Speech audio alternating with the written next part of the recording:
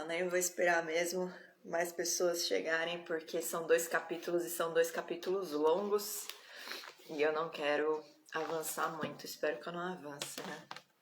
Muito horário. Mas vamos lá. Já estamos no fim do livro de Deuteronômio e aqui as leis já acabaram, né? Já se encerraram. E hoje é aula particular. Por aí, né? Vem por aí. Então, assim, agora, né, começam os discursos de Moisés, já instruindo o povo, porque Moisés já estava sendo avisado por Deus que ele seria levado, né, que ele não ia mais habitar na terra. A missão dele, né, já tinha sido completada, ele já estava com 120 anos. E aqui a gente vai começar a ver a sucessão, né? O Josué ocupando o cargo de liderança, Moisés chamando ele diante da congregação para ele ser nomeado líder, né? Para o povo saber que era Moisés que estava colocando ele ali por ordem de Deus. E aí depois a gente vai ver também uma profecia. Primeiro, um mandamento, apesar de não ser mandamentos de princípio, mas era uma ordenança que Deus estabeleceu em relação à lei, para o povo ler o livro de Deuteronômio, toda a festa de tabernáculo no 7º ano, que existia um ciclo, né, de 7 em 7 anos, que eu até já falei isso no capítulo 15. E aí depois a gente vai ver uma profecia a respeito da rebeldia de Israel, que Deus ele determinou, não determinou, né, que eles seriam rebeldes, mas que ele já deixou declarado para ficar registrado aqui, para que quando acontecesse o povo soubesse, né, que Deus sabia que eles iam se afastar, mas Deus estava deixando registrado tudo o que ia acontecer para que no momento que eles se afastassem, eles se arrependessem e retornassem. E aí depois a gente vai juntar com o cântico de Moisés, que está no capítulo 32, porque esse cântico foi dado para Moisés quando teve essa tal da profecia a respeito da rebeldia. Então a gente vai ler até o capítulo 22, aliás, o versículo 22 do capítulo 31, e aí a gente vai pular para o capítulo 32, vai ler o tal do cântico, porque ele é cheio de profecia e de ensino. E aí a gente volta para o capítulo 31 e lê os versículos 23 até o 29. E aí encerra o estudo de hoje, beleza? Então, lá no capítulo 31, no versículo 1, diz assim: Passou Moisés a falar estas palavras a todo Israel. E disse-lhes: Sou hoje da idade de 120 anos, já não posso sair e entrar, e o Senhor me disse: Não passarás o Jordão. Então, por que ele fala sou hoje? O Talmud, que é uma literatura judaica onde estão as leis orais registradas, né, que foram registradas desde a queda do templo no ano 70 depois de Cristo, eles dizem que foi intencional que Moisés fala hoje, sou hoje da idade de 120 anos. Porque ele estava completando 120 anos no entendimento dos rabinos, e dos sábios, ele estava completando 120 anos naquele dia, e isso aponta para uma atitude de Deus em relação aos justos, em relação àqueles que ele escolhe, que ele conta todos os dias, os meses, os anos, ele está com os olhos sobre os justos, e toda a pessoa que ele escolhe no ventre da mãe, ela já tem um potencial, né? Ela é chamada com um potencial para ela fazer algo, só que até o fim da vida ela vai completar a sua carreira e ela vai cumprir com esse potencial. Então aqui Moisés com 120 anos ele estava completando o potencial dele, né? Porque Deus escolheu ele no ventre da mãe e ele foi colocado como líder para ser mediador entre o próprio Senhor e os homens, né? E para trazer as leis e ensinar o povo e conduzir o povo para entrar na Terra Prometida, No meio do caminho, né, o povo, a geração que saiu do Egito, a gente leu todos os capítulos aqui, né, a rebeldia do povo, a desobediência, o coração duro. Aí a geração que estava no Egito acabou morrendo no deserto, a geração que veio a partir deles é que estava entrando na Terra Prometida, estava tomando posse, ia conquistar as terras, na verdade, né? Não é que eles iam entrar sem nenhuma luta, eles lutaram e pouco a pouco eles foram avançando e conquistando cada região das tribos, né? Cada nação ali que ocupava a terra de Canaã. E Moisés foi incumbido de ensinar ao povo os princípios, toda a palavra que preveniria o povo de quebrar a aliança que tinham feito com Deus, porque Deus escolheu eles para ser a nação eleita. E aí, quando a gente for ler na canção, nós vamos ver que Deus adotou esse povo como filho. Antes não tinha ninguém é chamado de filho de Deus porque é criado por Deus. Só é chamado filho de Deus aquele que anda segundo a sua reta justiça.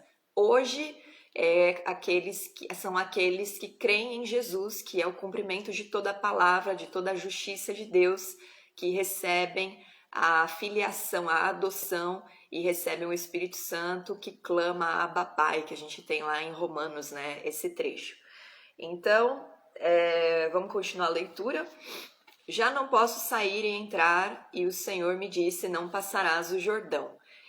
Já tinha encerrado, né, a participação de Moisés, mas ele não poderia avançar, porque quando estavam lá diante da rocha de Meribá, né, ele e Arão, quando houve uma contenda entre o povo de Deus e Deus, né, porque o povo foi contra Deus e começou a murmurar, Moisés se irritou, e ao invés de santificar o Senhor e exaltá-lo diante do povo, ele se irritou e acabou cometendo um erro que fez com que ele não fosse mais, não tivesse mais o direito de entrar na Terra Prometida. Ele e Arão morreram no deserto junto com a geração.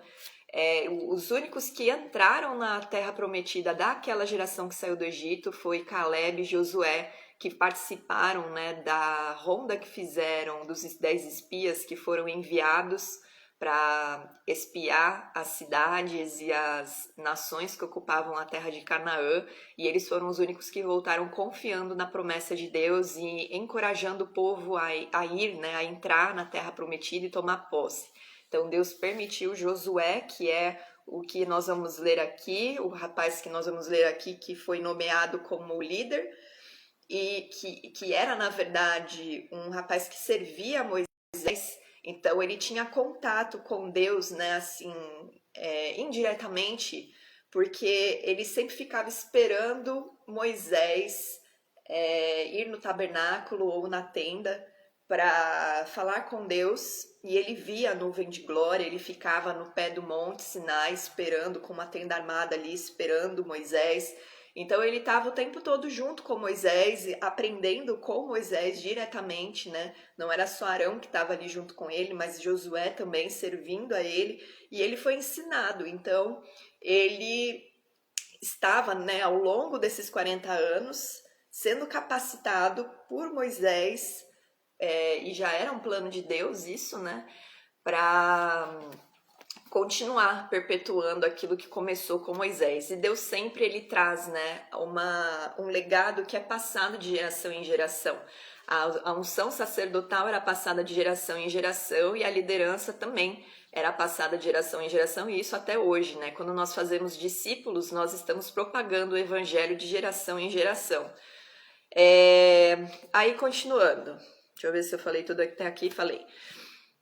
O Senhor teu Deus passará diante de ti, ele destruirá estas nações diante de ti, e tu as possuirás. Josué passará diante de ti, como o Senhor tem dito. O Senhor lhes fará como fez a Seom e a Og, reis dos amorreus, os quais destruiu, bem como a sua terra. Então ele já estava apresentando diante do povo Josué como seu sucessor, avisando que o Senhor estaria com eles, que eles não precisavam temer, né? Logo na sequência a gente vai ver Deus falando para eles serem fortes e corajosos. E ele fala, a mesma coisa que eu fiz com Seom e Og, que eram os reis de... esqueci o nome. De Esbom e Bazã, duas terras, né? Ele faria com os outros reis e com essas terras. Ele destruiria tudo para dar em possessão ao povo de Israel. Então eles não precisavam temer, porque eles iam possuir essas terras, porque Deus ia dar para eles, né? Quando, pois, o Senhor vos entregar estes povos diante de vós, então com eles fareis segundo todo o mandamento que vos tenho ordenado. E todo o mandamento foi dado, né? A gente leu até aqui. Durante esses 30 capítulos que a gente leu, as leis estavam sendo entregues para eles poderem saber como agir, saber como fazer com os povos que estavam ali. Era para destruir todos os ídolos, era para limpar toda a terra, né? Porque toda a terra seria separada para Deus. A presença de Deus não estaria apenas na Jerusalém, né? Nem só no tabernáculo, que por enquanto ia estar num monte que Deus tinha escolhido. Depois, na época de Davi, ele foi transferido para o Monte Sião, né? Para Jerusalém mesmo. E ali foi construída a casa do Senhor pelo seu filho Salomão. Mas a presença de Deus, ela estava sobre aonde o povo dele estava, né? Onde a nação eleita estava. Então toda a terra tinha sido separada para Deus. Não poderia haver uma corrupção cultural, né? Os homens que habitavam na terra de Canaã não poderiam servir ao Senhor, ter uma aliança com Deus e ter uma aliança com outros deuses e ídolos, porque isso para Deus era abominável, por conta do plano dele, né? Com aquele povo.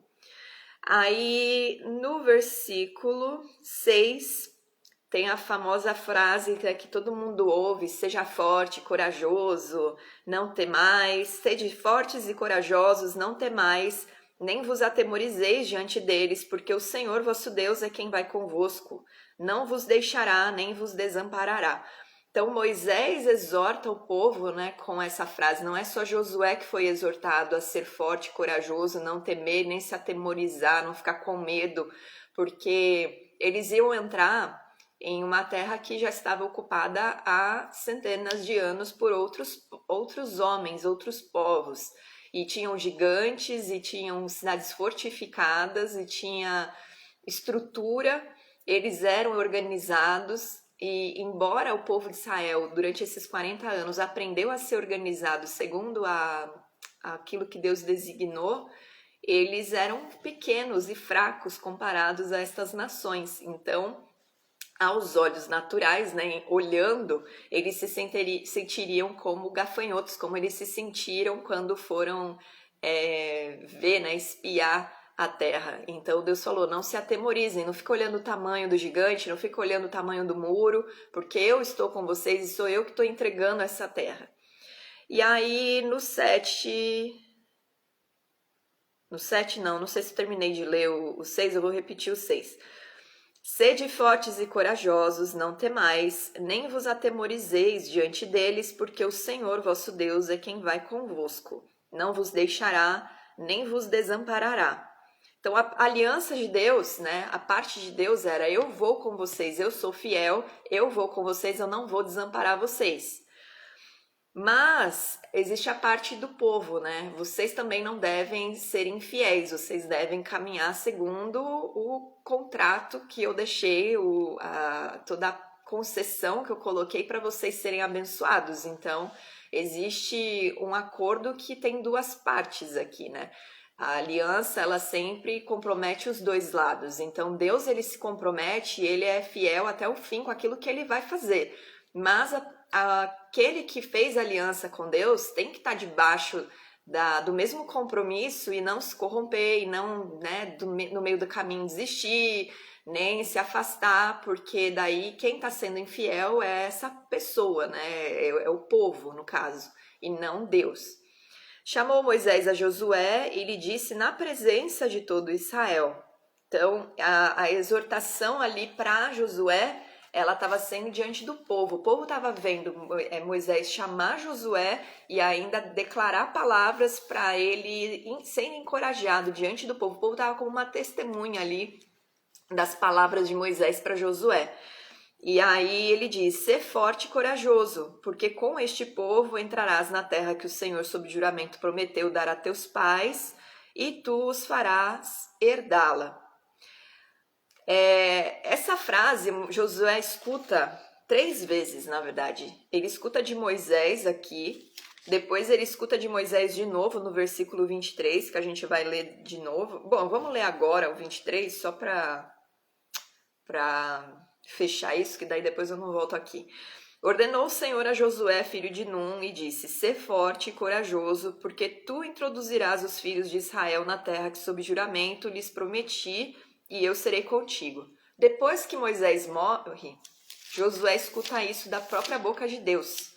Em Josué 1, no versículo 9, diz assim: Não te mandei eu, ser forte e corajoso. Não temas, nem te espantes, porque o Senhor teu Deus é contigo por onde quer que andares. Então, por 3 vezes Josué escuta, né? 4 vezes, na verdade, porque a primeira ele ouviu junto com o povo, né? Depois ele escuta 2 vezes diretamente para ele, de Moisés. Quando Moisés morre, o próprio Deus fala isso para ele: seja forte e corajoso. Então, por que Deus repete tanto isso, né? Para ele não desistir, e porque Deus não dá uma ordem sem ela ser necessária, né? Deus não fala para você vai para a direita se na verdade ele quer que você vá para a esquerda. Ele tem um motivo para falar para você fazer aquilo. Então ele encoraja, e ele fala para Moisés encorajar porque ele sabia que não era uma tarefa fácil. Ele conduziria mais de 1 milhão de pessoas. Ele teria que ser forte em relação a manter o povo em integridade, obedecendo e observando o cumprimento da lei. Ele teria que ser corajoso, porque ele comandaria o exército e ele conduziria o exército para entrar na terra e dominar e tomar posse dos lugares, e eles iam lutar. Ia ter luta física, eles não iam simplesmente pôr o pé e todo mundo ia expirar, dormir, né, morrer e pronto, vamos, num passe de mágica, dominamos a terra de Canaã. Deus nos convida para habitar e pertencer ao reino dele, mas ele não tira de nós o nosso trabalho, as nossas funções, porque ele nos criou para dominar a terra, ele nos criou para ter funções aqui. Então, por mais que o mundo esteja corrompido, o reino dele é estabelecido através de nós no físico, no plano físico. Então, a gente tem que entender isso, né? As pessoas, elas doutrinaram na igreja cristã de que Deus faz tudo. Ah, Deus luta por você, Deus faz por você. Ele realmente luta, ele realmente faz, mas existe a nossa parte, existe o nosso posicionamento, e existe de nós... Oi, Elô, boa noite. Existe de nós...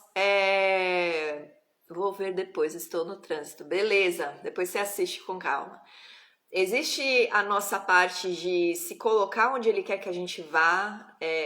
A gente vê esse exemplo até com Moisés, né? Moisés, ele, para fazer o mar abrir, ele teve que estender o cajado para as coisas acontecerem no deserto. Ele teve que subir um monte, ele teve que sacrificar animais, ele teve que exortar e repreender e corrigir. Ele lutou contra Amaleque, ele lutou contra Og, contra Seom. Então, existe um esforço físico nosso também. Aí, continuando, vamos para o versículo 8. O Senhor é quem vai adiante de ti. Ele será contigo, não te deixará, nem te desamparará. Não temas, nem te atemorizes. Então, Josué estava bem avisado, né? Para permanecer firme. Aí, na sequência, vem a ordenança de se ler a lei durante a festa dos tabernáculos. Esta lei escreveu a Moisés e a deu aos sacerdotes, filhos de Levi, que levavam a arca da aliança do Senhor, e a todos os anciãos de Israel. Quando se refere a anciãos, está falando aos homens que eram juízes, né? Aqueles que tinham responsabilidade de instruir o povo, de ensinar o povo e de julgar o povo. Então, essa lei, na verdade, não foi para o povo de Israel num todo, né? Embora eles participem, mas era uma ordenança que era uma responsabilidade dos sacerdotes, que ficavam responsáveis pelos serviços no templo do Senhor, e desses juízes, né, que estavam distribuídos nas tribos, que eu já até expliquei. Em cada tribo havia um pequeno tribunal e existia o grande tribunal no templo, né? Isso depois, quando teve a construção do Templo de Salomão. Mas até esse momento, os juízes ficavam estabelecidos nas tribos. E ordenou-lhes Moisés, ao fim de cada 7 anos, precisamente no ano da remissão. O ano da remissão é o ano da Shemitah, que era aquele ano em que eles perdoavam dívidas e que eles liberavam os servos, eles liberavam aqueles que foram escravizados porque estavam devendo, porque tinham roubado. Então, no 7º ano, de 7 em 7 anos, eles têm que devolver a terra. Não, esse é o ano do jubileu. Eles têm que liberar os servos e também eles não devem cobrar dívidas. E eles deixavam no 7º ano a terra descansando também.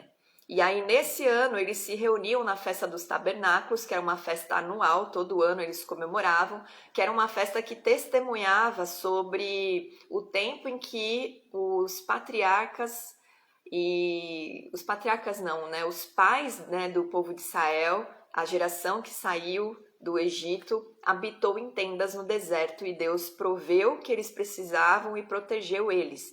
Então, eram essas solenidades que o povo judeu tem, que eu sempre falo, são, na verdade, festas que celebram, é um tempo de comunhão e de alegria, mas que também traz a eles o testemunho do passado deles, a identidade deles. E aí, então, ficou essa ordenança designada. Em todo o 7º ano, eles se reuniriam na congregação e então seria lido o livro de Deuteronômio, a todas as leis. Quando todo Israel vier a comparecer perante o Senhor teu Deus no lugar que este escolher, lerás esta lei diante de todo Israel. Ajuntai o povo, os homens, as mulheres, os meninos e o estrangeiro que está dentro da vossa cidade, para que ouçam e aprendam e temam o Senhor vosso Deus e cuidem de cumprir todas as palavras desta lei, para que seus filhos que não o souberem ouçam e aprendam a temer o Senhor vosso Deus todos os dias que viverdes sobre a terra a qual ides passando o Jordão para possuir. Então todo mundo tinha que estar reunido e todo mundo tinha que ouvir, não importa a idade, era desde o bebezinho até o mais velho, tinha que estar ali ouvindo. E a intenção aqui era fazer com que o povo tivesse contato, né? Fortalecer o povo na instrução, na observância das instruções, para eles não se corromperem, para eles sempre estarem cientes do compromisso que eles tinham. Então, não era uma coisa assim, é uma tradição. Na verdade, nada que Deus estabelece é por tradição, é por ritual, é sempre para o nosso bem e é sempre para preservar a integridade e a retidão, para preservar as pessoas no reto caminho, proteger as pessoas, porque quando a gente anda, né, debaixo da palavra, a gente é abençoado. A gente viu lá no capítulo 28, no capítulo 28, a descrição de todas as bênçãos que se tem com a obediência, né? Aí, a outra coisa, deixa eu ver, sobre os filhos, né? Por que os filhos pequenininhos também tinham que ouvir? A gente tem muita memória sobre nossa infância e o fato dessas crianças, desses bebês estarem ali, eles podiam não estar entendendo nada, mas eles estavam ali em contato. E a gente precisa se lembrar que na casa do Senhor, né, principalmente no templo, a glória de Deus, ela era palpável, ela era presente. Ela era da mesma forma como quando nós estamos em reunião com os irmãos, em congregação, e nós sentimos a presença e o mover do Espírito Santo, isso acontecia lá 24 horas. Ele não saía dali, a presença de Deus só saiu na época do cativeiro, né, no exílio da Babilônia, e agora com a destruição do segundo templo, que o povo está disperso. Mas enquanto o povo estava em retidão, a presença de Deus estava tão palpável ali que as nações, né, os estrangeiros, eles iam lá para experimentar a presença do Senhor, porque a presença do Senhor, ela traz paz e alegria. Era um ambiente limpo, puro, embora tivesse tanto sacrifício. Os judeus relatam, né, nas literaturas e tal, que não existia cheiro de podridão, mesmo com tanto, ou cheiro de queimado, né? Porque os animais eram sacrificados e não era 1 ou 2 por dia, né? Era mais de 10 mil, imagina, era um povo todo levando os seus sacrifícios e as suas ofertas. E não tinha cheiro de podre, de queimado, na verdade, existia somente o cheiro do incenso ali, né? Que era de adoração, e o cheiro da presença do Senhor ali, né? O cheiro da presença do Senhor é até estranho pra gente, mas não havia morte, embora estivessem ali os animais sendo mortos, né? Sacrificados, não era um ambiente carregado como é o ambiente de outros altares cultuais que são dos ídolos e dos deuses pagãos. E era um ambiente de alegria, né? O tempo todo eles estavam louvando, tinha lá os levitas que ficavam diante da arca do Senhor, né? Não dentro do templo, porque eles não podiam entrar, somente os sacerdotes e o sumo sacerdote. Só o sumo sacerdote entrava onde estava a arca, mas a presença do Senhor estava ali e eles ficavam louvando na frente da porta do tabernáculo, em direção à arca, e ficavam cantando salmos e louvando e adorando o Senhor e proclamando, né, os atributos de Deus diante dele, e o povo dançava ali no templo e se alegrava. Então era uma experiência mesmo para aqueles que não eram judeus, mas que observavam, né, o povo, porque o povo foi levantado para ser sacerdote das nações, então eles atraíam aqueles que queriam o bem, que buscavam o bem. Deus nunca fechou as portas para os estrangeiros. Na verdade, aqueles que quiseram observar as leis, né, ou que não necessariamente se tornaram judeus, mas existiam os homens tementes a Deus, né, que inclusive a gente lê no livro de Atos que eles eram chamados de piedosos ou tementes a Deus. E eles iam e observavam, não participavam daquilo que era específico dos judeus, mas eles estavam ali presentes, né, naquele ambiente, buscando o Senhor também. E a criança, né, que eu tava falando, a criança, ela tá ali observando aquilo tudo, né? E tanto que depois Jesus até fala, não me deixa as crianças virem até a mim, deixa os pequeninos virem até a mim, porque Deus, ele sempre ele não tem acepção nem de pessoas, nem da idade das pessoas. Ele tá querendo se relacionar com desde o bebê até o mais ancião, né? Até hoje em dia o velhinho de 120 anos que não consegue nem falar nada, mas o espírito dele tá conectado com Deus. Então, o certo seria as igrejas, ao invés de separarem as crianças e colocar elas naquelas salinhas, né, para ficar pintando, deixar as crianças participarem do culto, mesmo que elas façam bagunça, mesmo que tenha choro de neném, porque na verdade você está inserindo a criança na cultura do reino de Deus ali, ela está presente, vendo Deus curando, vendo Deus ensinando, vendo Deus através do Espírito, né, os ministros ensinando. Ela tá vendo ali os louvores, ela tá sentindo a presença de Deus. Ninguém pode dizer que uma criança não sente a presença de Deus. Muito pelo contrário, Deus até fala que se nós não tivermos o coração de uma criança, a gente nem pode entrar no reino dele. Então, a inocência da criança, a pureza da criança faz ela ter muito mais percepção da presença de Deus, do mover de Deus, do que um adulto.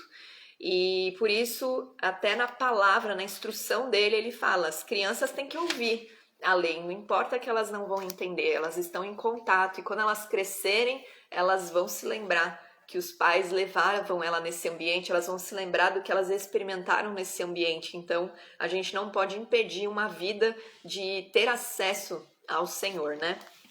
E aí vem a profecia a respeito da rebeldia de Israel.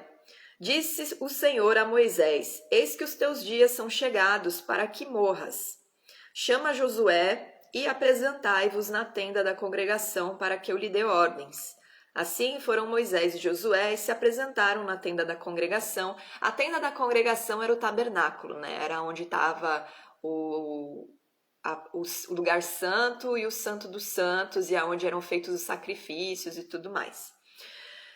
E aí, então o Senhor apareceu ali na coluna de nuvem, a qual se deteve sobre a porta da entrada. Isso não é um sentido figurado, realmente Deus aparecia nessa coluna de nuvem quando ele ia falar com Moisés. E os homens, quando eles estavam ainda no arraial, ali no deserto, né? Quando eles viam a nuvem de glória descendo na tenda, toda a congregação, né? Todas as tribos ficavam na porta das suas tendas, adorando ao Senhor, porque a presença dele estava ali. Imagina a experiência desse povo, né? Como é que um povo que tinha a glória de Deus ali, via tanta coisa, né? Via o maná caindo, via essa nuvem de glória, via o fogo descendo dos céus para receber o sacrifício, foi tão rebelde, né? E aí a gente questiona, mas ao mesmo tempo questiona a gente, porque a gente tem o Espírito Santo habitando em nós, nós temos acesso ao Pai o tempo todo, e a gente também comete a mesma rebeldia que eles cometem, porque a corrupção na carne é a mesma, né? E a gente precisa tomar cuidado com isso e, na verdade, ter zelo por aquilo que Deus nos deu de graça, né? Ele nos deu a presença dele como um presente. Basta a gente crer que ele nos entrega a vida nova, vida eterna e a presença dele, o Espírito dele, e ainda nos adota como filhos. Então, a gente deveria ter mais zelo com essas coisas e não ficar se justificando tanto, né?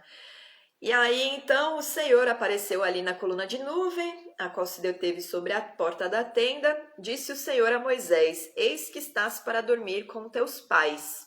E este povo se levantará e se prostituirá, indo após deuses estranhos na terra para cujo meio vai, e me deixará e anulará a aliança que fiz com ele. Então ele está falando, você vai já dormir aí com os seus pais, né? Seus pais, os patriarcas, né? Abraão, Isaac, Jacó, aqueles que eram os justos, que foram dando continuidade à promessa de Deus.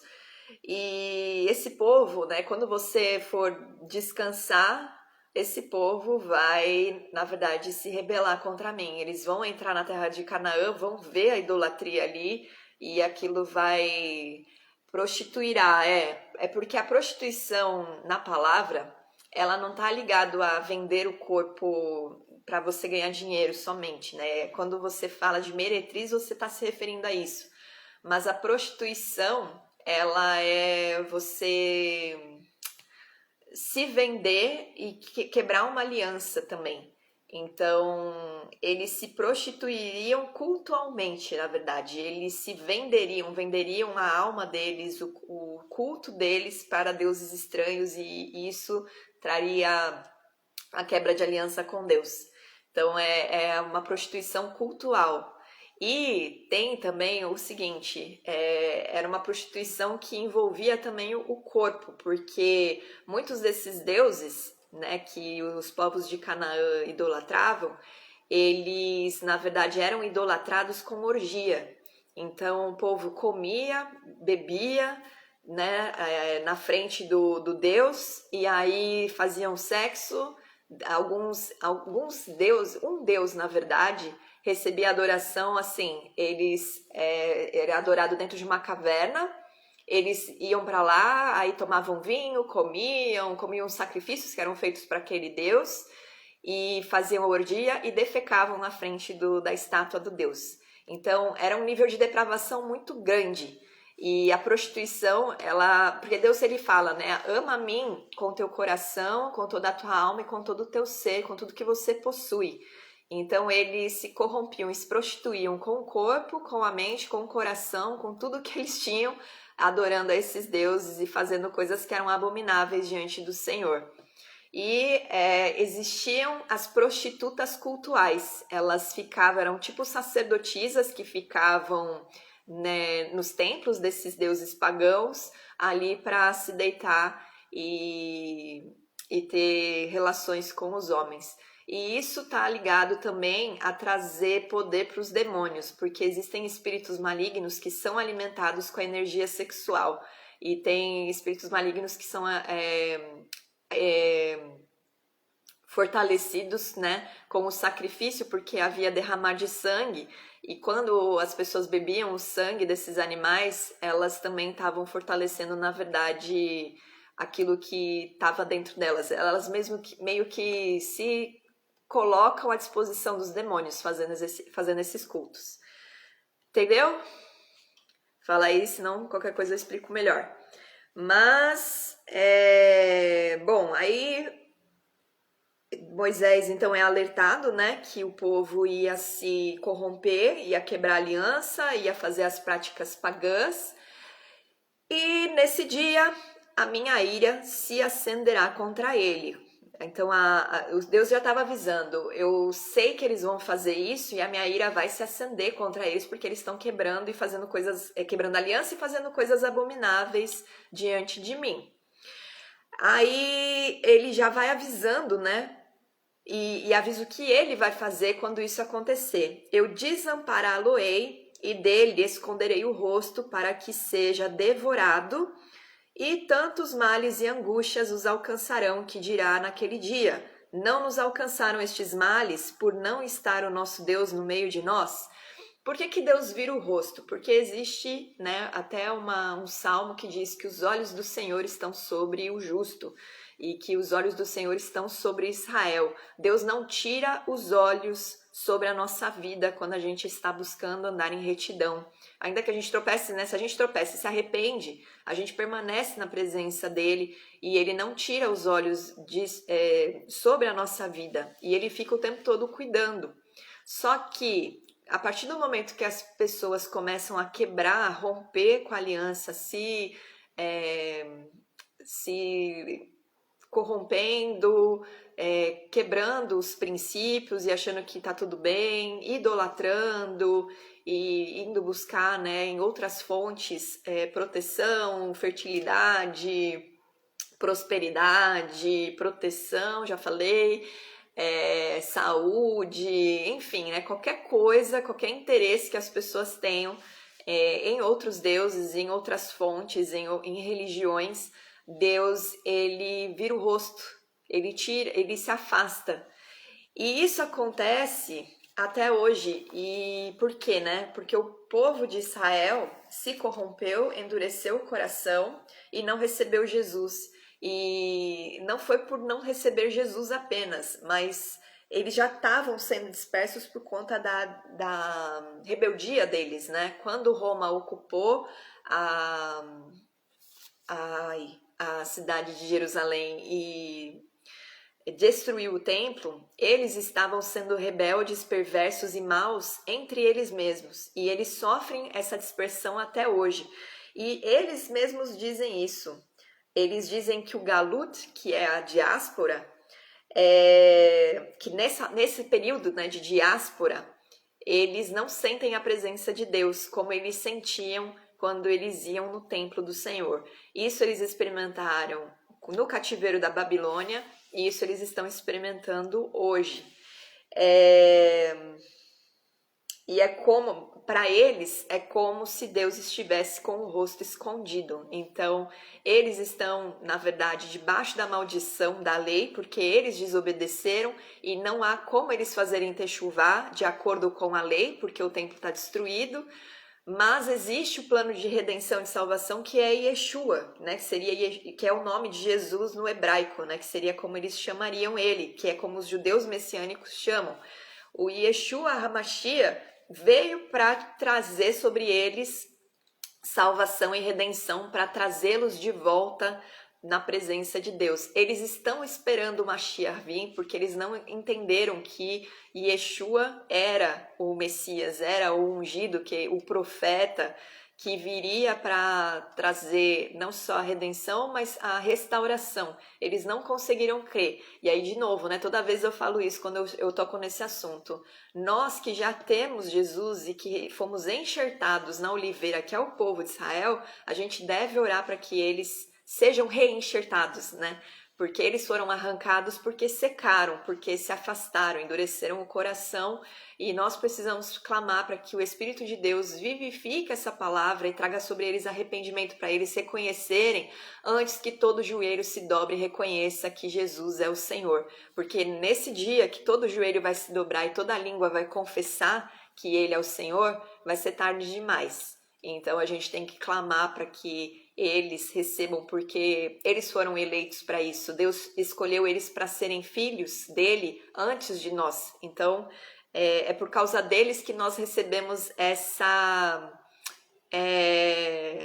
graça, né, de estar na presença do Senhor. E na canção que a gente vai ler daqui a pouco, fala sobre isso. Deus já traz essa promessa de que ele geraria ciúme no povo de Israel, porque ele chamaria um povo que não era povo dele para ser povo, povo santo também. E aí, então, lá continuando no versículo 17, eu vou repetir. Nesse dia a minha ira se acenderá contra ele, desampará-lo-ei, e dele esconderei o rosto para que seja devorado. E tantos males e angústias o alcançarão, que dirá naquele dia, não nos alcançaram estes males por não estar o nosso Deus no meio de nós? Então por que Deus ia virar o rosto? Para eles mesmos reconhecerem que eles estavam errando com Deus, por isso que aquilo tudo estava acontecendo. Deus tirou os olhos de nós porque nós erramos com Ele, nós falhamos com Ele. Então muitas vezes a gente se sente, né, em períodos de rebeldia, a gente acha que nossa oração nem está subindo, e realmente ela não está, porque Deus virou o rosto. Mas Ele volta a olhar para nós quando nós nos arrependemos e nos consertamos. Esconderei, pois, certamente o rosto naquele dia por todo o mal que tiveram feito, por se haverem tornado a outros deuses. Escrevei para vós este cântico e ensinai-o aos filhos de Israel. Ponde-o na sua boca. Deus, ele sempre faz a gente ter a palavra na nossa boca, né? Ele até falou através de Moisés, no capítulo, acho que foi o 30 que a gente leu. Ele fala assim, no versículo 11, porque este mandamento que hoje te ordeno não é demasiado difícil, nem está longe de ti. Aí no versículo 14, pois esta palavra está muito perto de ti, na tua boca e no teu coração, para a cumprires. Então o Senhor, ele sabe o poder que a palavra tem e o poder que a lei dele possui quando nós declaramos ela e quando nós estamos nos movendo debaixo dela. Ele protege o próprio povo dele, fazendo o povo cantar, fazendo o povo meditar, fazendo o povo orar, né? E por quê? Porque o tempo todo ele sabe que a nossa carne é fraca. Então a gente precisa o tempo todo estar em contato com a palavra para não perecer, se desviar, esquecer.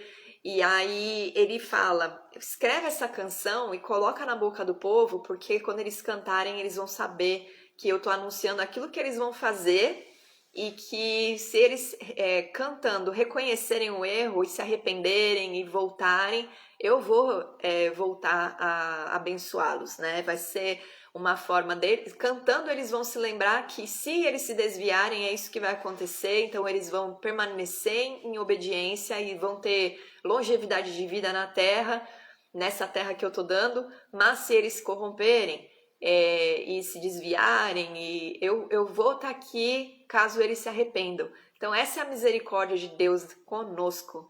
O desejo de Deus não é que a gente vá para o inferno, não é que a gente pereça, não é nos castigar, muito pelo contrário, ele tem amor pela nossa vida e o desejo dele é que todos se salvem, até os perversos. Mas para isso acontecer é necessário que a gente queira e se arrependa e queira mudar e queira fazer a vontade dele, se esforce para isso, né? Se esforce para abandonar o pecado e andar na reta justiça. E então os olhos dele se voltam para nós e ele nos abençoa, nos protege e caminha com a gente e nos dá a coroa de vida eterna. E aí, continuando, depois que ele fala, né? Ponde-o na sua boca para que este cântico me seja por testemunha contra os filhos de Israel. Então eles vão cantar aquilo que seria testemunha, né, do que Deus faria caso eles se corrompessem e quando esse tempo chegasse, porque isso ia acontecer. Quando eu tiver introduzido o meu povo na terra que mana leite e mel, a qual sob juramento prometi a seus pais, e tendo ele comido e se fartado e engordado, e houver tornado a outros deuses, e os houver servido e me irritado, e anulado a minha aliança, e ele fala aqui, né?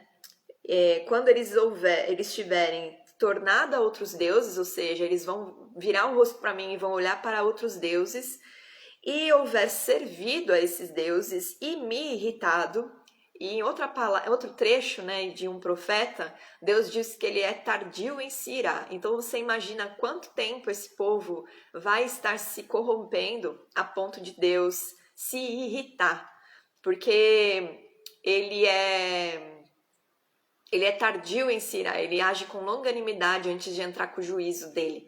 Ele fica só lá no trono dele olhando, observando se nós vamos nos tocar que a gente está errando com ele, vamos querer mudar, mas ele fica esperando, mas ele também tem um prazo. Na hora que o prazo chega, a ira dele vem, né? E ele diz, anulado a minha aliança. Então é sinal que a depravação, a corrupção, a prostituição cultural, ela já estava contaminando, né, a ponto dos filhos não serem mais ensinados, os filhos dos filhos estarem praticando o engano, a mentira. E nós vemos no livro de Reis isso acontecendo, né? Quando há sucessão dos tronos, eles falam, e o filho de fulano seguiu as práticas do rei Jeroboão, o filho do ciclano no reino de Judá seguiu as práticas do rei, esqueci o nome do cara que foi, acho que foi Acás. Enfim, não vou chutar nenhum nome aqui, porque senão eu vou falar o nome errado.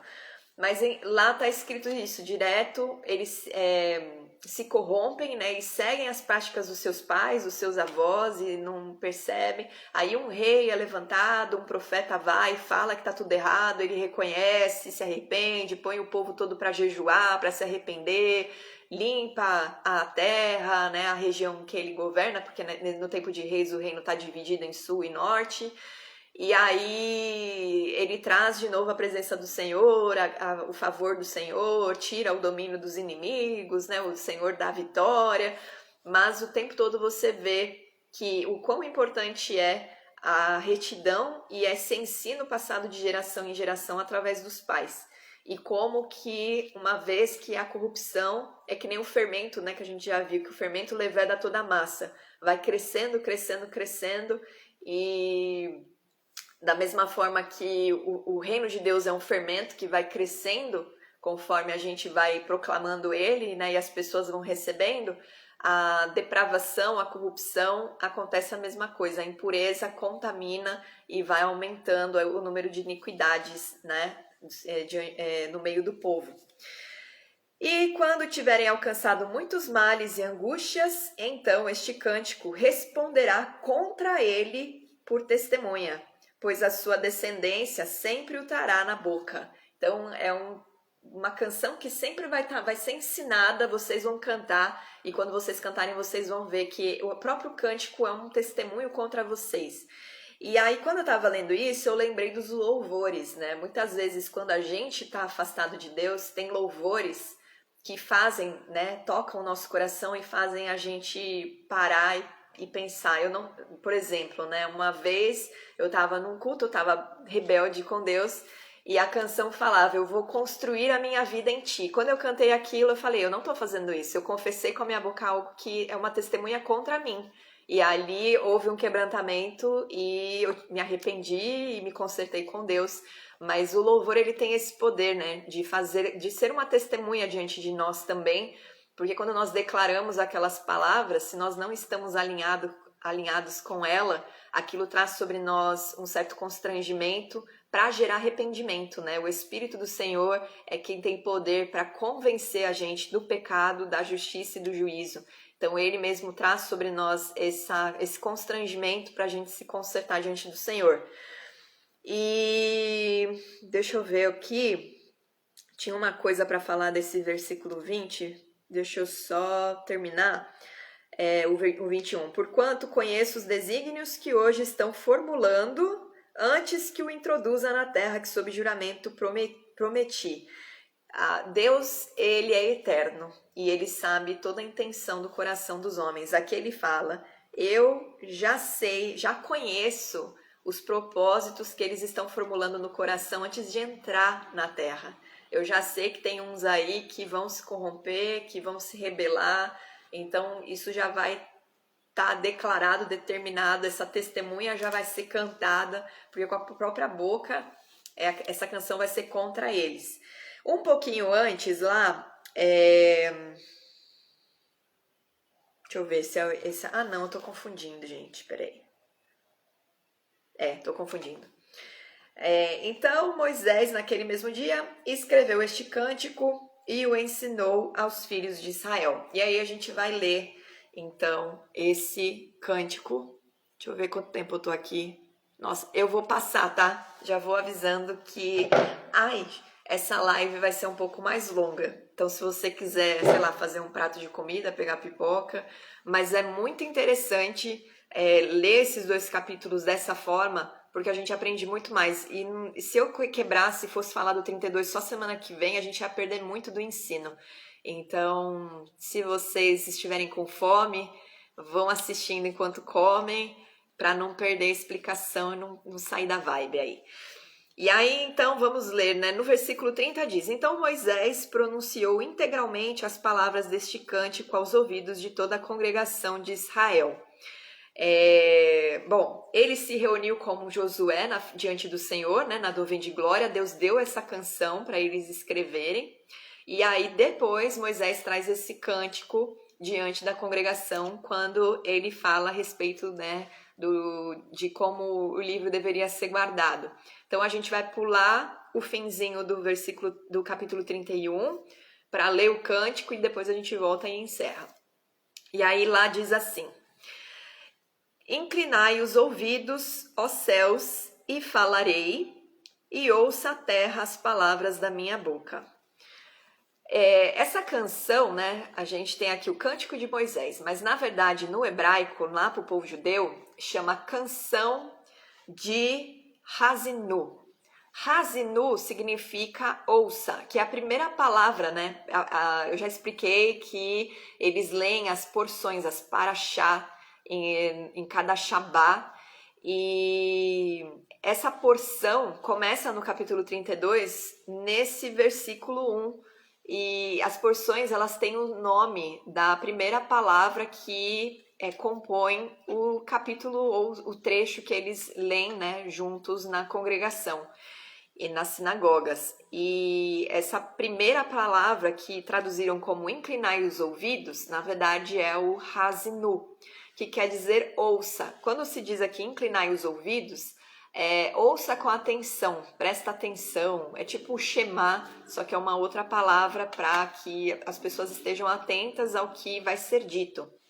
E aí ele fala, inclinai os ouvidos, ó céus. Então é uma canção que não está sendo somente declarada por um povo aqui na terra, mas ela está sendo declarada como uma testemunha nos céus e na terra. A primeira palavra que aparece aqui, que ele fala falarei, no hebraico é dabar, que é conversar.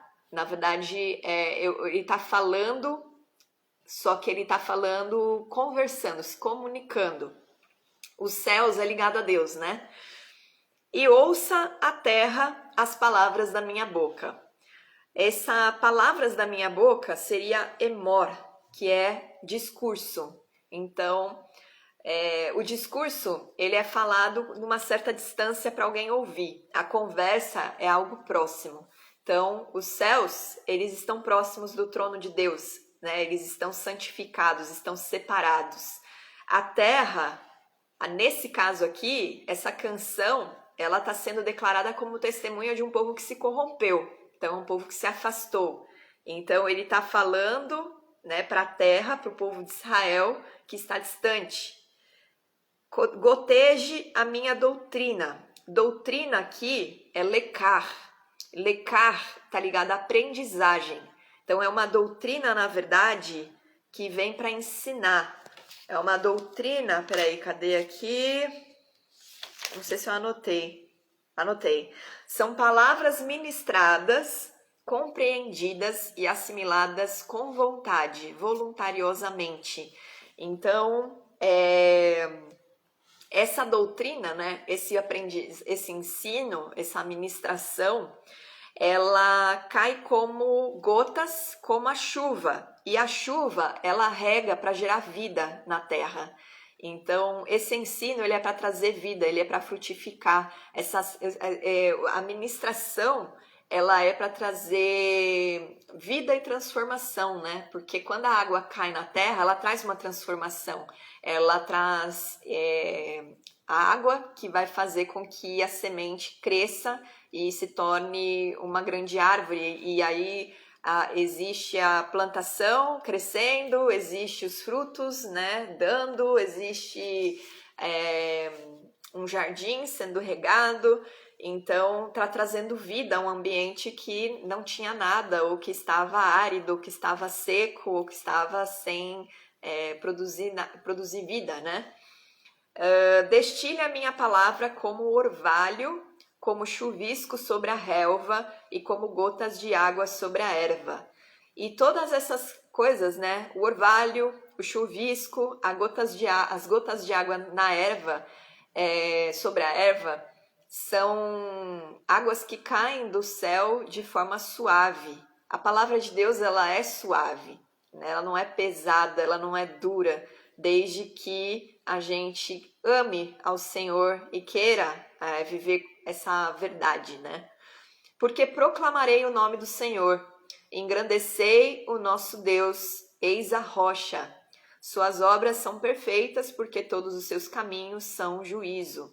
Deus é fidelidade e não há nele injustiça. É justo e reto. Aqui a gente vê o caráter de Deus sendo declarado. Deus é fidelidade, ele nunca vai ser subornado, ou vai se corromper, ou vai deixar de cumprir a promessa dele. Então, se ele prometeu para você vida eterna, se você anda debaixo da justiça dele, porque ele age debaixo da justiça dele, né? Ele não há nele injustiça, ele é justo e reto, ele caminha na sua própria justiça, ele faz as coisas debaixo dos seus princípios. Não adianta a gente querer algo fora do princípio do Senhor, fora da palavra do Senhor. Ainda que a gente tenha vontade, ainda que a gente ache legal, a gente acha que isso vai ser bom para nós, que vai produzir alguma coisa, está fora do princípio do Senhor. Pode ser até que você seja feliz com aquilo que você quer fazer, porém, você não vai ser abençoado e nem vai ter uma ligação espiritual com o Senhor. Na verdade, você vai se afastar dele. Você vai querer aquilo que você quer, mas você vai se desligar dele, o que não é bom.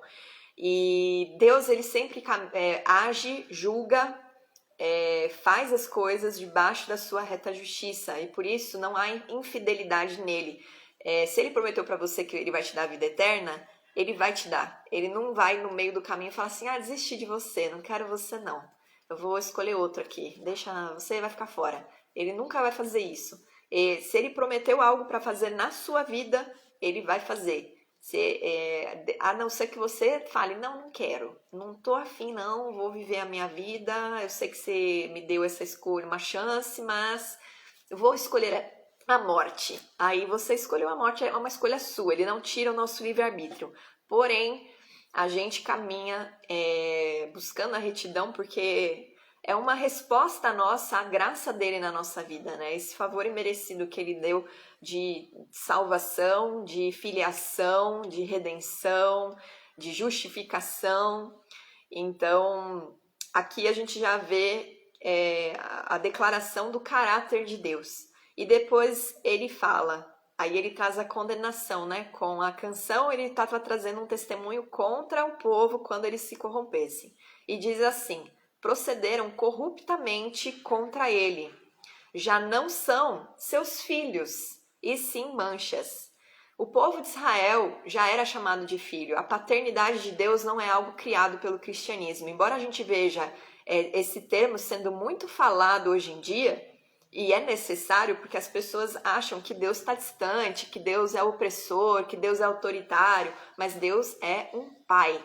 e ele trata o seu povo como filho, e o pai só disciplina o filho que ele ama. Então, e porque ele ama o filho, ele disciplina.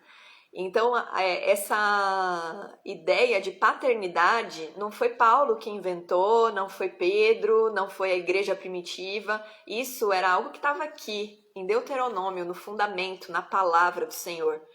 Não foi só Jesus, né? Jesus era o filho unigênito, ele realmente foi gerado, ele é o filho legítimo. Nós somos os filhos adotados. E os primeiros filhos adotados foram os israelitas. É geração perversa e deformada. Então, aquela geração que deveria ser chamada de filhos de Deus, que deveria ser chamada de santos, porque santo significa separado, né? Não significa puritano, significa ser separado para o reino de Deus, para a glória de Deus, né? Para viver na presença de Deus, separado do mundo. É isso que significa. Era um povo que era para ser sacerdócio santo e real do Senhor, ensinar a respeito da palavra do Senhor, se tornou um povo depravado, deformado e perverso, né? Uma geração perversa e deformada. O perverso é aquele que se perverte, né? Que sai do caminho, que muda a rota, que se desvia. É assim que recompensas ao Senhor, povo louco e ignorante. Imagina os caras cantando isso, né?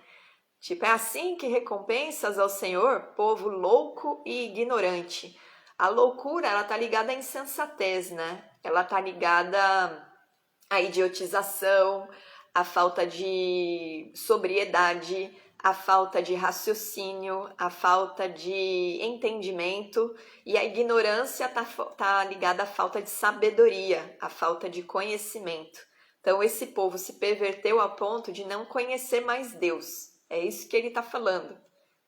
E ele questiona, é assim que vocês recompensam ao Senhor? Tipo, o Senhor chama vocês de filho, o Senhor escolheu vocês, o Senhor libertou vocês, o Senhor restaurou vocês, o Senhor deu uma terra que mana leite e mel, e a recompensa que vocês trazem a Ele é se deformar e se perverter.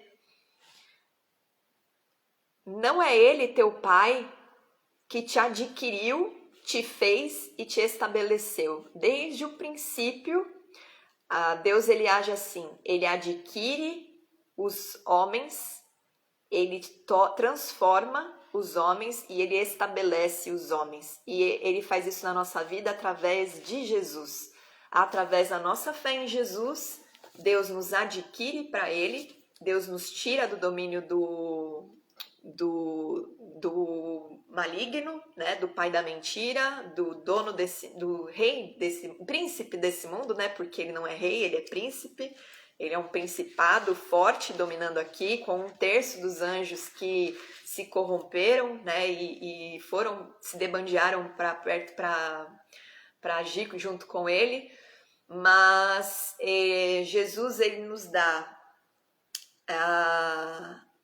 esse direito de sermos feitos filhos de Deus e estabelecidos como reis e sacerdotes santos, sacerdotes e sacerdotisas, né?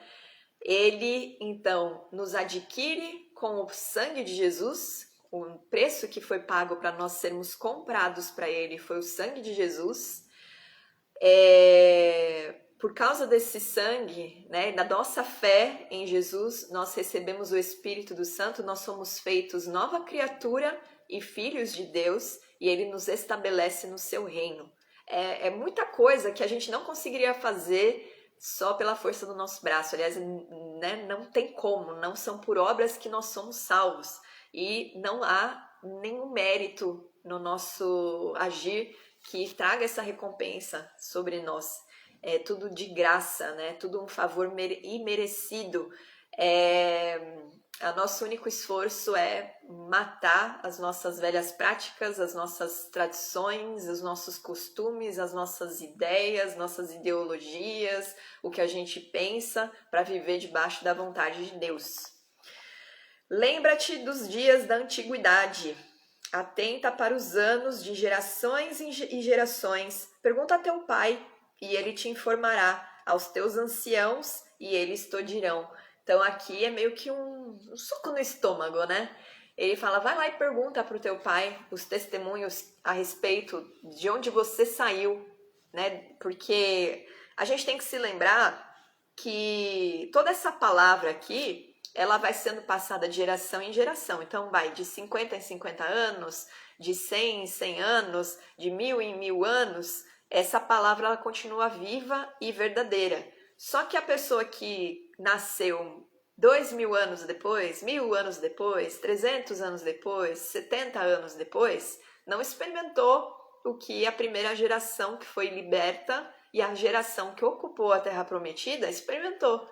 Então, é necessário que traga à memória, que haja um testemunho sendo proclamado para que o povo saiba da sua identidade, saiba o que aconteceu e de onde eles vêm.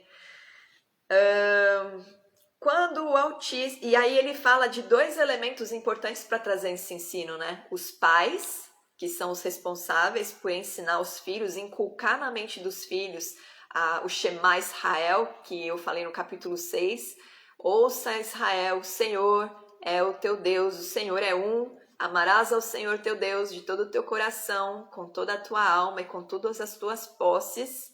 E aí tem lá mais um monte de ordenança, mas que fala a respeito disso, de inculcar na mente das crianças isso quando elas vão dormir, quando elas acordam. Eles têm que meditar na palavra de dia, de tarde, de noite. E esse meditar não é que a pessoa fica, né, com o livrinho, com a Bíblia embaixo do braço e fica recitando, mas a mente tem que estar ligada ao Senhor e aos ensinos, é o que, né, ao louvor, às orações, o tempo todo a pessoa tem que estar conectada.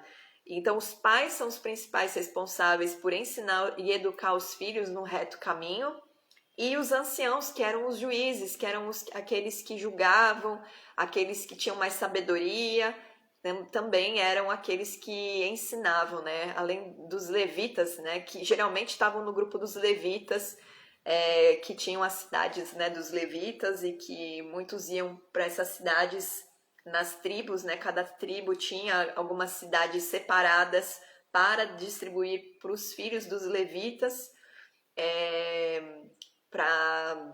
e nessas cidades eles meditavam na lei, eles ensinavam a lei.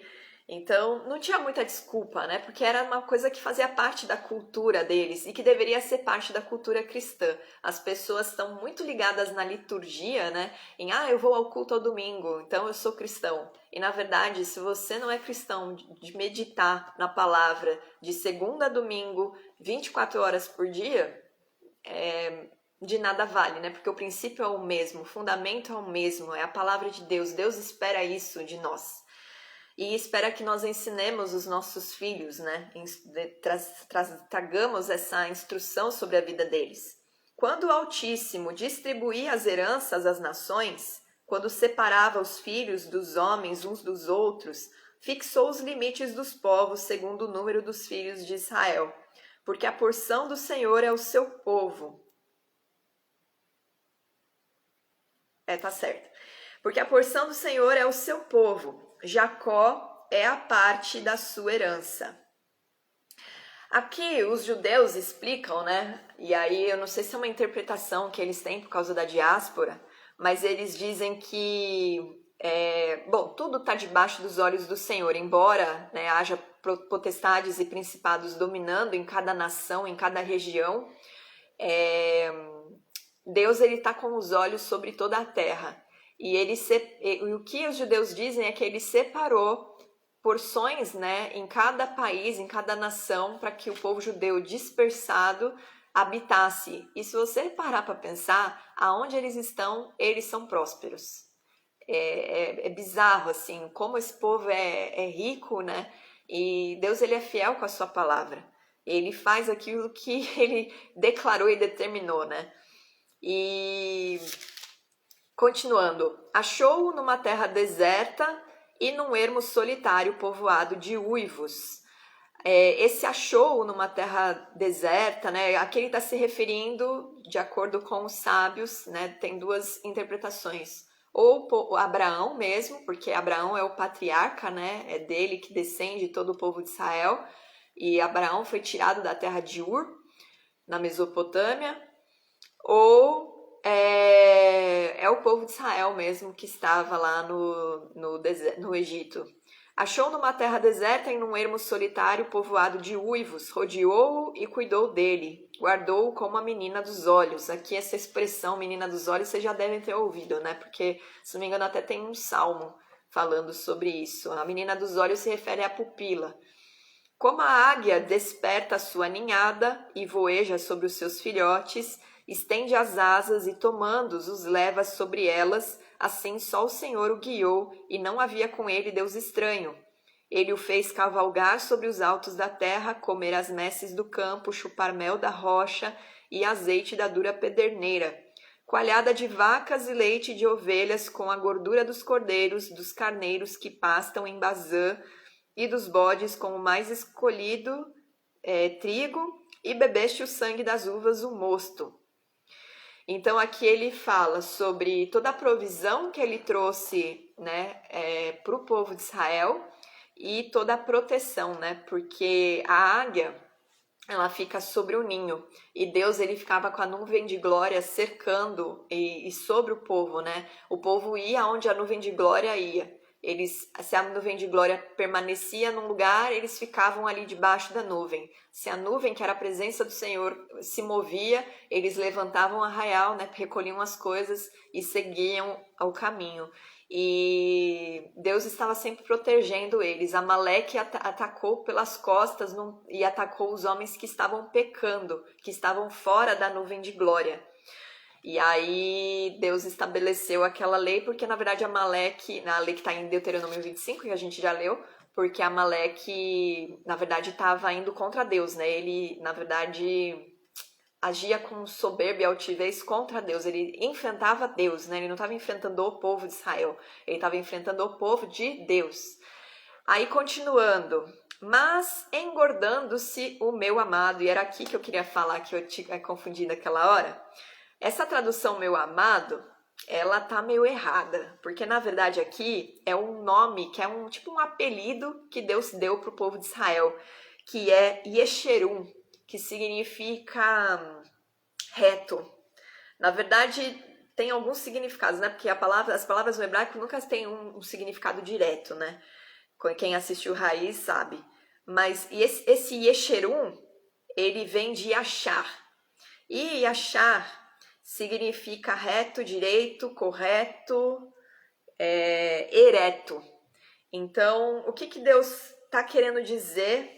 Ou significa, os israelitas, eles traduzem como verticalidade, né? Retidão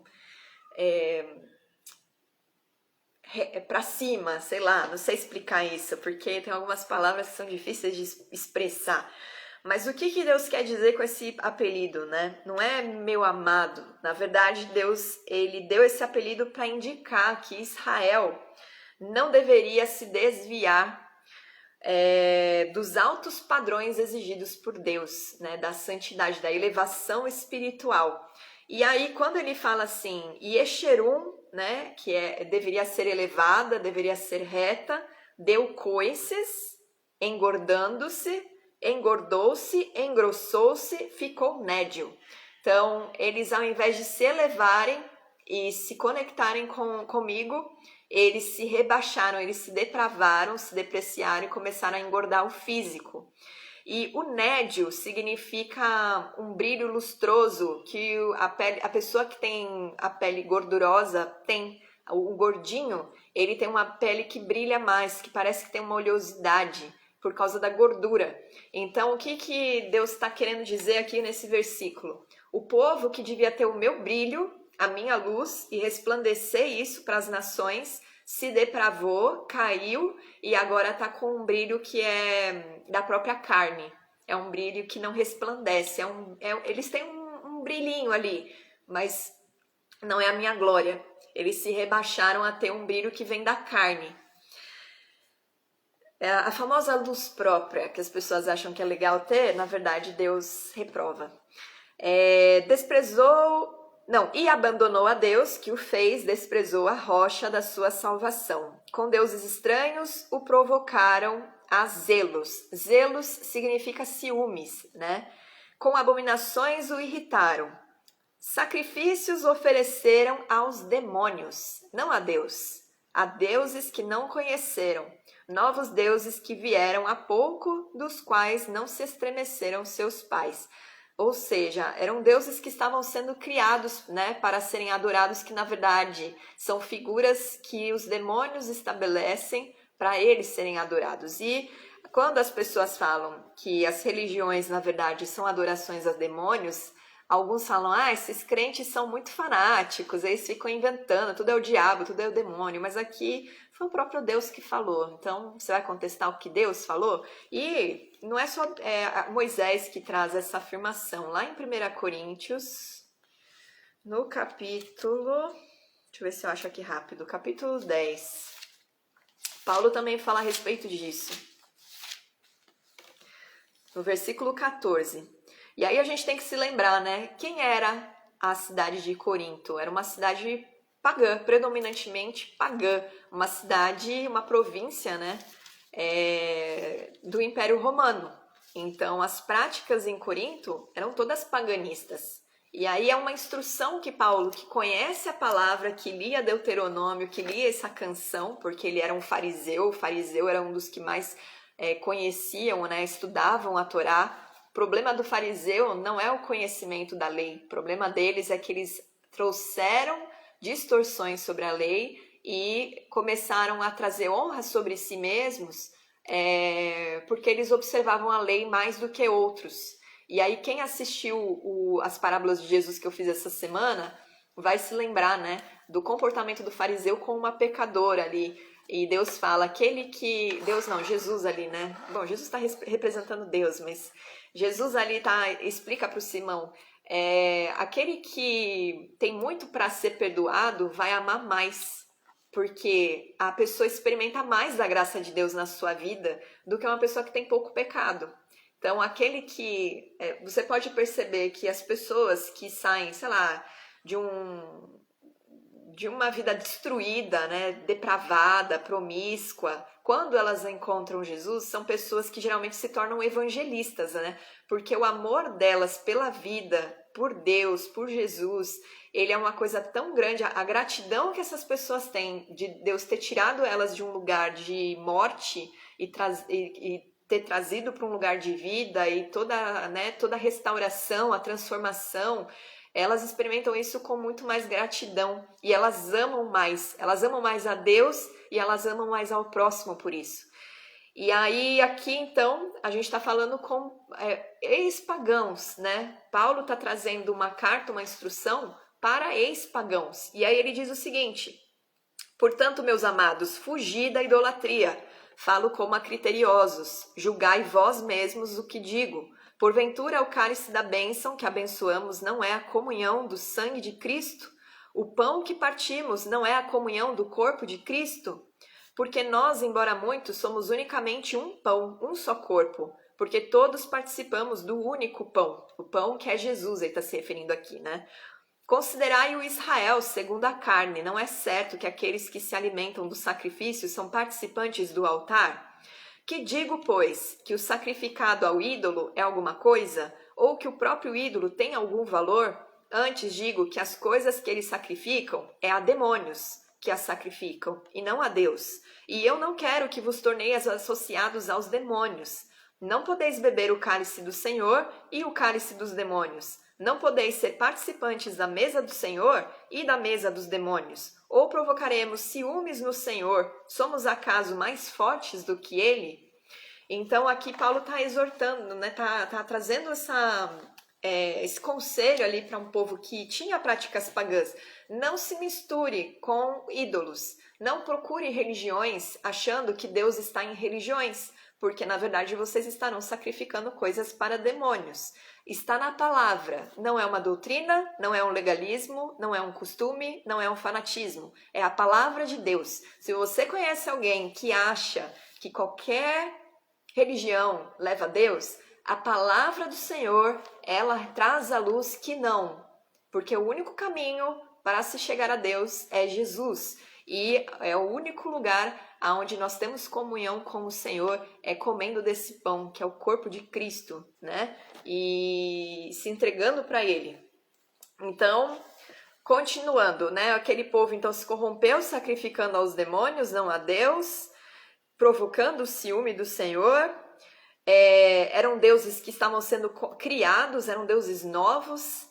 Olvidaste a rocha que te gerou e te esqueceste do Deus que te deu o ser. Viu isto o Senhor e os desprezou por causa da provocação de seus filhos e suas filhas. E olha só, Deus não deixa de chamar o povo de filho e filha, embora eles estejam provocando a ira do Senhor e se corrompendo, né? E disse: esconderei deles o rosto, verei qual será o seu fim, porque são raça de perversidade, filhos em quem não há lealdade. E aqui eu já falei sobre esse lance de esconder o rosto, né? A zelos me provocaram com aquilo que não é Deus. Com seus ídolos me provocaram a ira, portanto, eu os provocarei a zelos com aquele que não é povo. Com louca nação o despertarei a ira. Zelos aqui significa ciúmes. Então eu vou trocar por ciúmes esse finalzinho, porque isso aqui envolve uma profecia que se cumpre na nossa vida. Eu os provocarei em ciúmes com aquele que não é povo. Nós não éramos povo de Deus, nós éramos os loucos, né? Deus usa os loucos para confundir os sábios, vocês já devem ter ouvido isso. E os despertarei a ira. Deus chamou os loucos e Deus fez aqueles que não eram nação eleita se transformar em nação eleita por causa da dureza do coração de Israel também. Foi uma forma que Deus agiu debaixo da sua própria justiça para trazer a redenção para todas as nações, só que era para...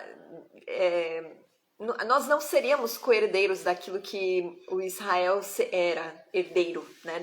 Não tinha algumas promessas que não eram para os povos loucos, né? As nações loucas, mas a dureza do coração de Israel e a perversão deles trouxe sobre nós um presente, né? Essa herança que eles tinham, nós nos tornamos co-herdeiros. Por isso que vocês veem lá Paulo falar sobre nós sermos co-herdeiros e co-participantes das promessas de Deus.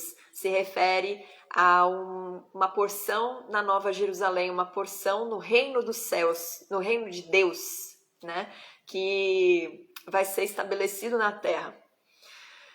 Porque um fogo... E aí aqui você já vê, né, que para isso acontecer precisaria vir o Mashiach, e ele já veio. Então, quando Jesus fala que estava escrito sobre ele na lei de Moisés, nós vimos no capítulo 18 sobre o grande profeta, nós estamos vendo aqui uma consequência da vinda dele, né, que é sobre nós, e tantas outras coisas que falam sobre ele que a gente vai continuar lendo e vai ver.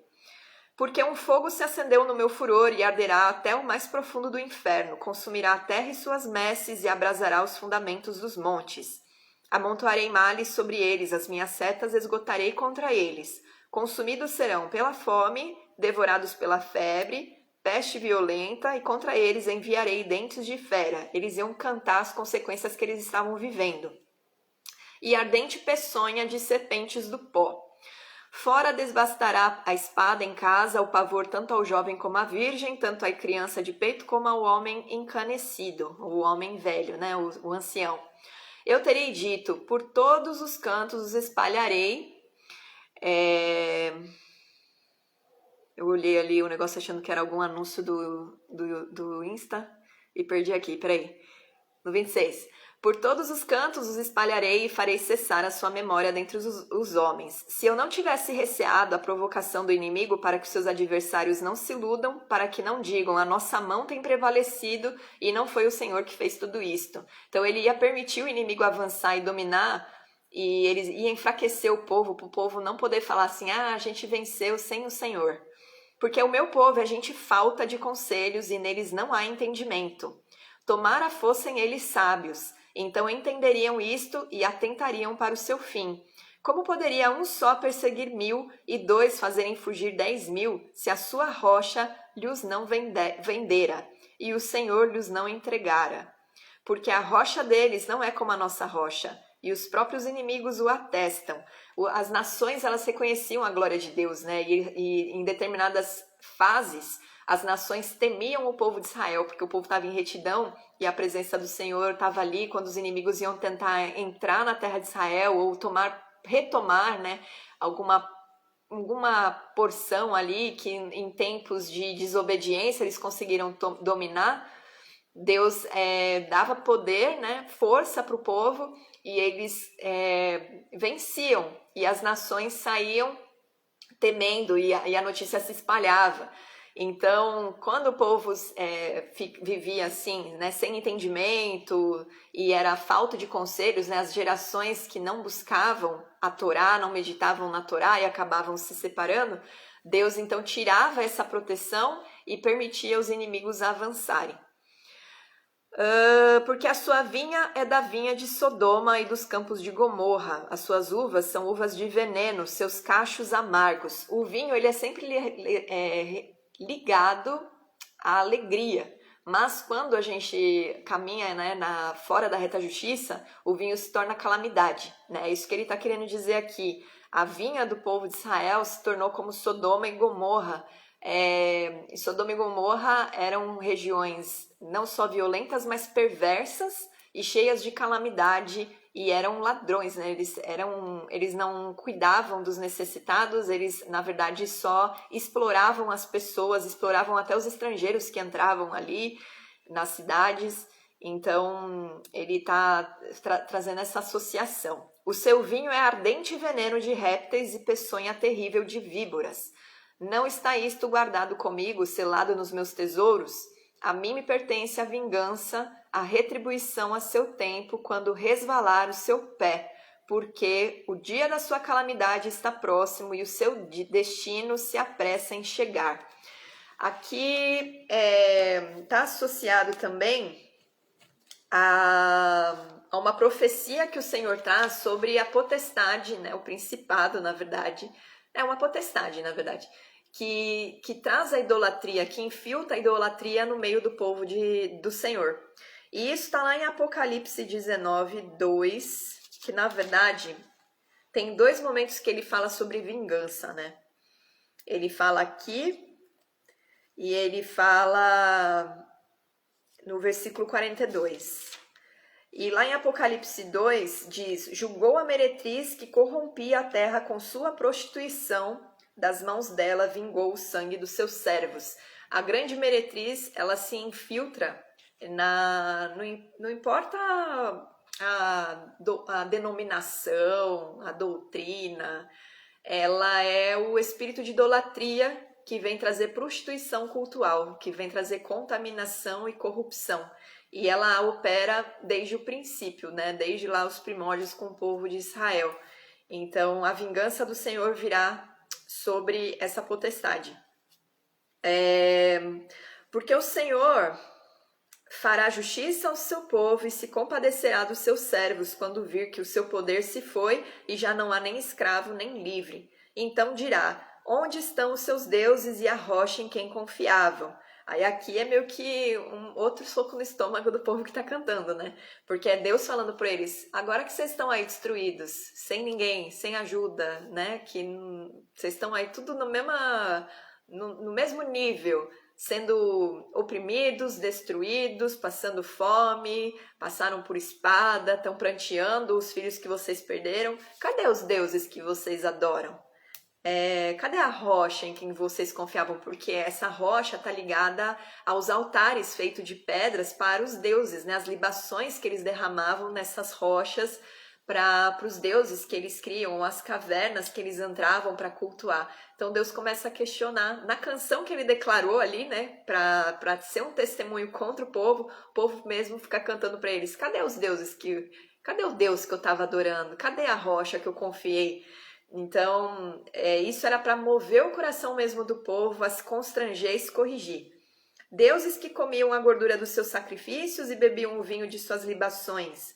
Levantem-se eles e vos ajudem para que haja esconderijo para vós outros. Quem não sabe o que é libações, a libação é uma prática de oferta, né? Era quando se derramava azeite ou vinho no altar como uma oferenda.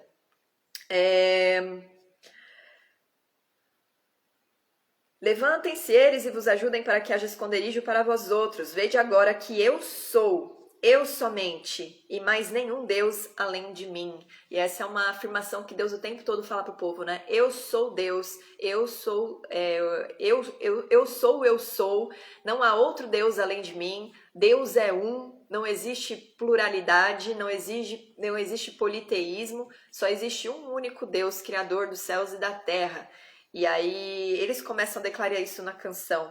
Eu mato e eu faço viver, eu firo e eu saro. Aqui, essa afirmação de Deus, né? Eu mato e eu faço viver, eu firo e eu saro.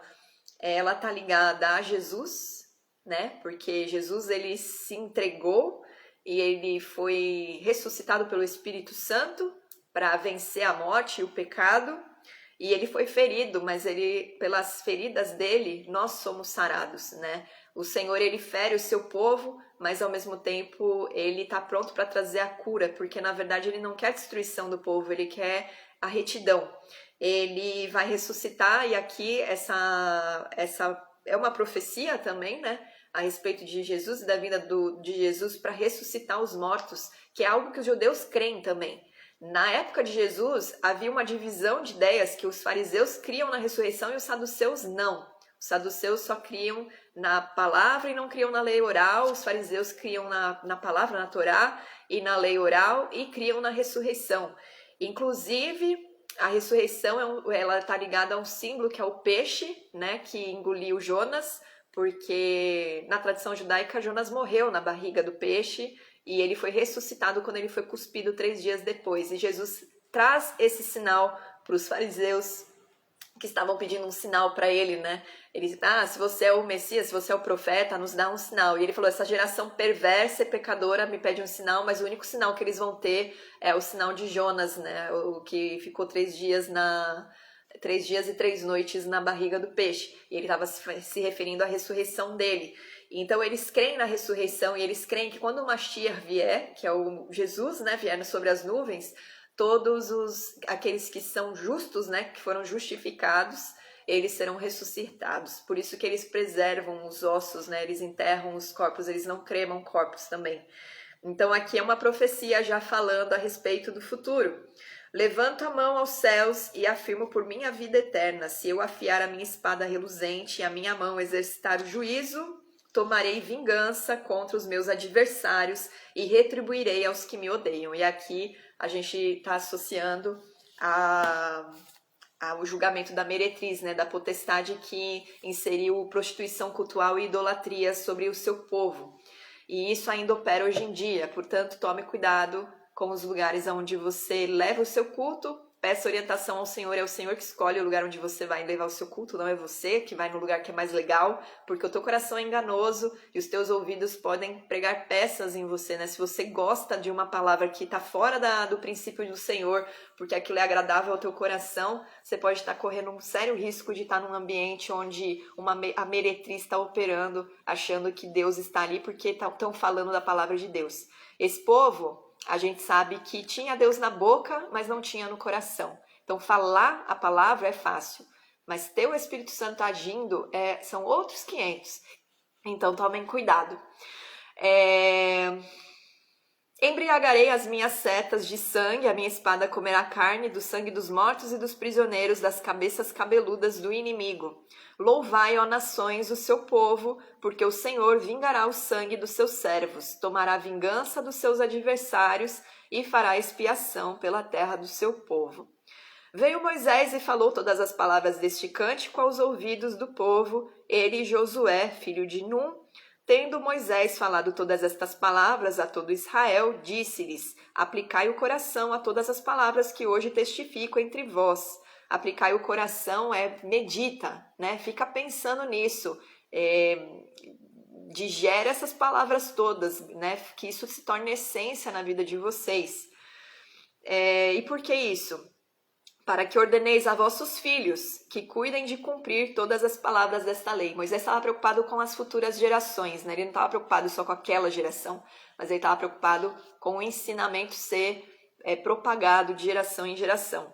Porque esta palavra não é para vós outros coisa vã, antes é a vossa vida. A palavra de Deus, ela é vida para nós, né? A gente depende dela. Inclusive, a gente viu lá no capítulo 29 que Deus diz: escolhe entre a vida e a morte, escolhe, porém, a vida, para que você seja abençoado e seus dias se prolonguem na terra que eu te dei. Então, o povo de Israel dependia realmente da Torá para viver e viver bem, né? Deus tirou a maldição da lei e através de Jesus nós recebemos vida e vida em abundância. Mas a palavra do Senhor, ela continua sendo a mesma, os princípios do Senhor continuam sendo os mesmos. A gente conhece a lei do Senhor para que a gente saiba discernir o pecado da retidão e a gente não venha a cair e não fique o tempo todo clamando pelo sangue de Jesus na nossa vida, embora haja perdão quando nós nos arrependemos genuinamente. E por esta mesma palavra prolongareis os dias na terra qual passando o Jordão ides para possuir. Do 48 em diante, a gente vai ver semana que vem. Aí, para finalizar, vamos lá voltar. Tô acabando, gente, prometo, tô passando muito do tempo. Tendo Moisés acabado de escrever integralmente as palavras desta lei num livro, deu ordem aos levitas que levavam a arca da aliança do Senhor, dizendo: tomai este livro da lei e ponde-o ao lado da arca da aliança do Senhor vosso Deus, para que ali esteja por testemunha contra ti. Porque esse era o contrato, né? Essa era a aliança do Senhor com o povo de Israel. Então, ela tinha que ficar visível ali, porque enquanto eles estavam peregrinando e eles iam levar a arca da aliança em todas as batalhas, então a palavra estava ali, ó, a minha aliança está aqui com vocês, a minha presença está aqui, mas vocês precisam andar em retidão para que todas as coisas que eu determinei e designei para vocês aconteçam. Porque conheço a tua rebeldia e a tua dura cerviz. Aí ele já traz, né, para o povo. Pois se vivendo eu ainda hoje convosco sois rebeldes contra o Senhor, quanto mais depois da minha morte. Ajuntai perante mim todos os anciãos das vossas tribos e vossos oficiais, para que eu fale aos seus ouvidos estas palavras, e contra eles, por testemunhas, tomarei os céus e a terra. Porque sei que depois da minha morte, por certo, procedereis corruptamente e vos desviareis do caminho que vos tenho ordenado. Então este mal vos alcançará nos últimos dias, porque fareis mal perante o Senhor, provocando a ira com as obras das vossas mãos. E é impressionante, porque mesmo Deus sabendo, né, que o povo era rebelde, de dura cerviz, mesmo o povo Deus sabendo que eles iam se corromper, Deus permaneceu fiel, e ele permanece fiel até hoje. Isso é para constranger o nosso coração, né? Na lei do Senhor, nada é vazio ou insignificante. Tudo é para nosso bem, e tudo tem um princípio, um motivo, e até aquelas ordenanças que ele dá, que a gente não entende o porquê a gente tem que cumprir, elas têm um motivo que são para nossa proteção e bênção.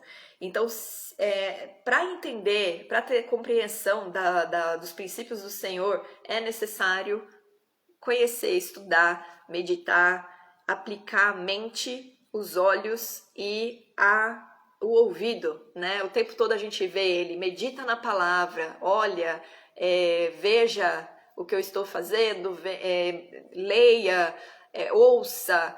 Então, nós precisamos estar ligados à palavra do Senhor, ouvindo, meditando, deixando isso crescer. E se falta entendimento, se você parou de compreender, é porque você não está se esforçando o suficiente. Você está dando migué.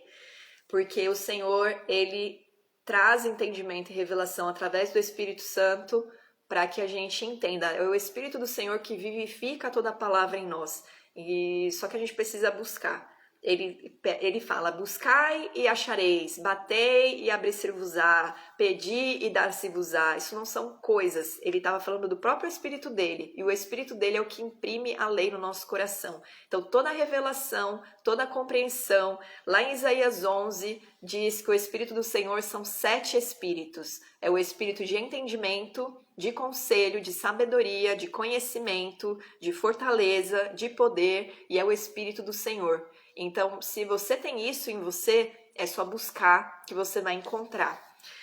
E mesmo quando o povo está afastado de Deus, ele se aflige, né? Ele não se agrada. Deus, ele é como um pai ou uma mãe que quando vê um filho sofrer as consequências dos erros, ele sofre junto, né? Uma mãe, quando vê a filha tendo dores de parto, ela sente dor também pela filha.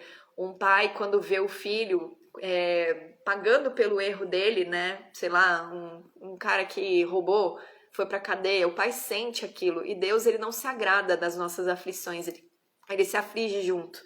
E só que sobre o justo, né? Com o justo, com aqueles que são justificados, com aqueles que buscam retidão, com aqueles que buscam a presença do Senhor, ele está junto no meio da aflição. Então, no Salmos 91, no versículo 15, diz: eu estarei com ele na angústia. E Deus está conosco o tempo todo, mesmo quando nós estamos sofrendo, ou estamos passando por provação, ele está junto, ele não está longe, e ele nos livra, né? Porque na continuação fala, eu livrarei e o honrarei. E essa canção, né, como eu falei, para concluir, ela é profética, mas ela também é um convite para o arrependimento e para conserto, né, para santificação do povo, no sentido de separação novamente de todas as práticas pagãs, idólatras e perversas e que trazem maldição, para separar disso tudo e trazê-los novamente para o centro da vontade do Senhor. Certo? É isso, acabei. Gastei saliva hoje, mas era muita coisa importante e forte, né? 1h40. E é isso, alguma dúvida? Ou não? Tudo certo. Vou salvar, tem muita informação e esse de hoje eu recomendo assistir de novo. Quem quer receber tudo, né? Assiste de novo. Já 1h40 já. 1h42, na verdade. Já acabou. Semana que vem, então, a gente lê o finzinho, né, daquele que inicia o último discurso de Moisés e termina esse estudo de Deuteronômio lendo o 33 e o 34. E aí encerrei com a minha obrigação, com o meu compromisso com vocês de fazer o estudo de Deuteronômio. Todos os capítulos vão estar salvos no YouTube, estão aqui também, né, no Instagram. E aí, quem quiser assistir desde o início, fique à vontade. Alguma dúvida? Ou tá tudo certo?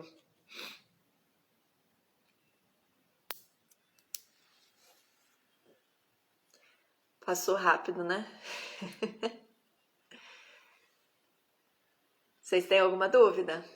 Ou não?